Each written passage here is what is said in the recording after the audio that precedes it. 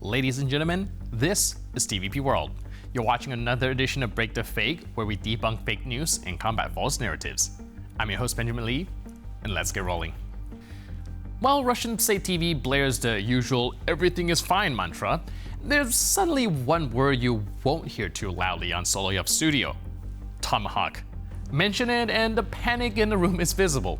One guest on his show muttered something like, "If something happens, we'll strike Ukraine's European partners." But it sounded less like a threat and more like a nervous tick. Let's face it, when your country is rationing gasoline and dodging drones over the capital, shaking your fist at Europe starts to feel like theater for a very bored audience. Почему-то все зациклились, что следующим объектом нападения, так сказать, коварного и агрессивного президента Путина будет Эстония там, или Латвия или Литва. Зачем? Кому они нужны, эти, так сказать, что там на них нападать? Эти карлики, да. Я думаю, что если уж применять... Там сморкнуться в эту сторону один раз можно и все. Если уж наносить удары, то наносить удары по тем странам, которые играют значительную роль в противостоянии с Россией. Я имею в виду европейский. Так вот, ядерный аспект. Все-таки томагавк — это ракета, которая долгое время стояла на вооружении военно-морских сил США в ядерном исполнении. Да, президент Обама, так сказать, вроде как отказался, но они не уничтожены, они заскладированы и ждут своего часа. И, кстати, Трамп сказал, что они будут возвращены в военно-морской флот. Поэтому исключать того, что если будут поставлены, пусть даже без ядерных боезарядов, но если ракета является потенциальным носителем, украинцы могут, так сказать, с помощью американцев что-то там, так сказать, придумать. А учитывая, что наша система ПРО не дискриминирует, какая головная часть у этой ракеты, конвенциальная или ядерная, то естественно... Но также мы говорили про F-16. Да. А сейчас F-16 работают. Им дали всего. Мы же не отвечаем. Now, for the record, the American Tomahawk missile has a range of 1,600 to 2,500 kilometers. Now, that wouldn't matter if you didn't have about 2,000 high-value military and industrial targets spread neatly across your territory. From the Shahad drone assembly lines in Yelabuga to bomber bases in Engels, it's as if the entire Russian war machine was set up like a Google Maps tour for precision weapons. Suddenly, someone in the Kremlin is frantically dusting off their high school geography textbook and asking, wait, how far is 2,500 kilometers again? Now, according to the Institute for the Study of War, tomahawks could reach almost every major strategic site inside Russia. Air bases, fuel depots, logistic hubs, even those fake news factories churning out conspiracy theory. Now, all within striking distance. But instead of a strategic response, the Kremlin offers puff cheeks and the usual phrase, "there's no reason to panic," which is Kremlin speak for, yeah, we are panicking. Now, the funniest, rather saddest part is that these targets used to be touted as unreachable. Remember? They can't reach us, they say.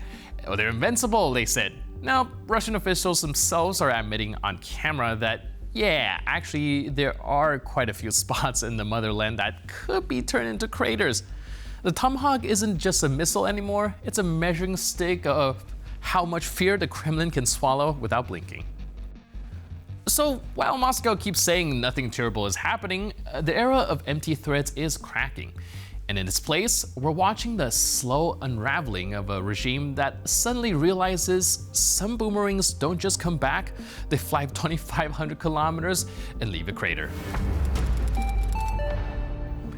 From the people who brought you Ukrainian pigeons trained by NATO and laser shooting dolphins, here comes the latest installment of Kremlin war fiction.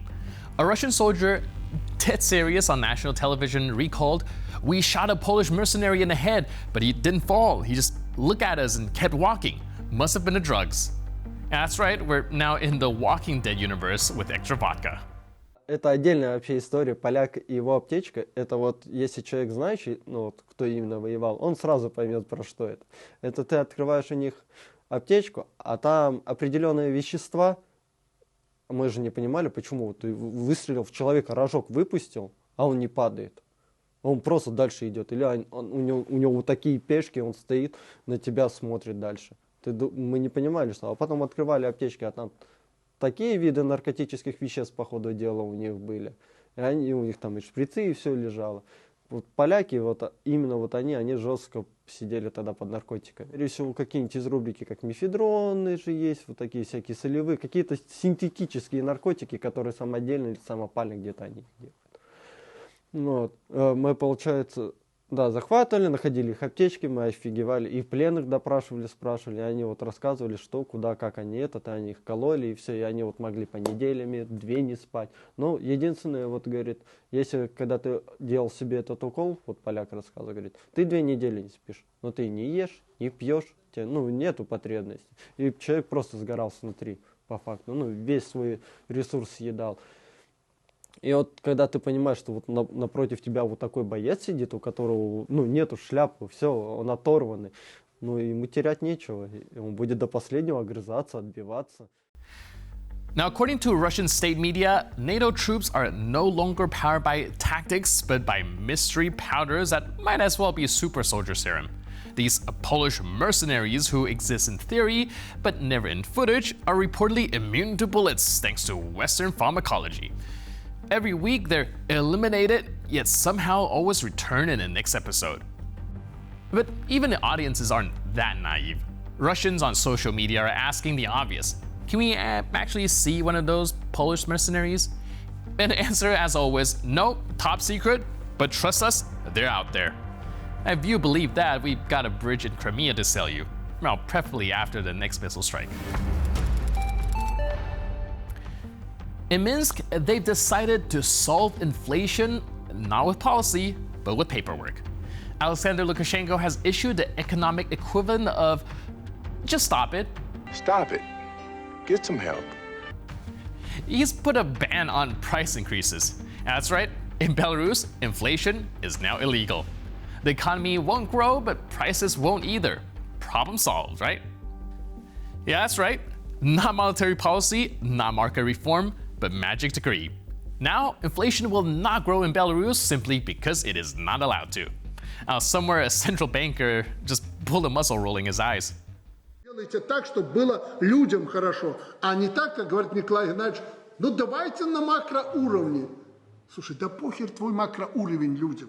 6 числа запрещается всякий рост цен. Запрещается. С сегодняшнего дня, не завтрашнего, а сегодняшнего, чтобы за сутки не накрутили цены. Потом скажут, слушайте, мы 6-го подняли цены.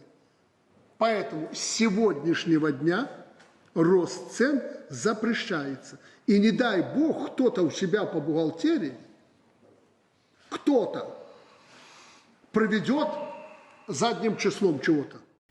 Yeah, of course, we've seen this movie before. The Soviet Union once froze prices too. And what followed? Empty shelves, endless lines, and the black market booming with everything from meat to money. The proud Soviet shopper's haul was a roll of toilet paper and 3 cans of peas. Belarus is just on the same track, with smartphones and telegram instead of ration cards and whispers. Belarus under Lukashenko is an economic time capsule. Inflation is criminalized, private business is suspect, and poverty is spun as moral stability. But here's the catch. You can ban price hikes on paper, but you can't ban reality. And with that, we conclude this edition of Break the Fake.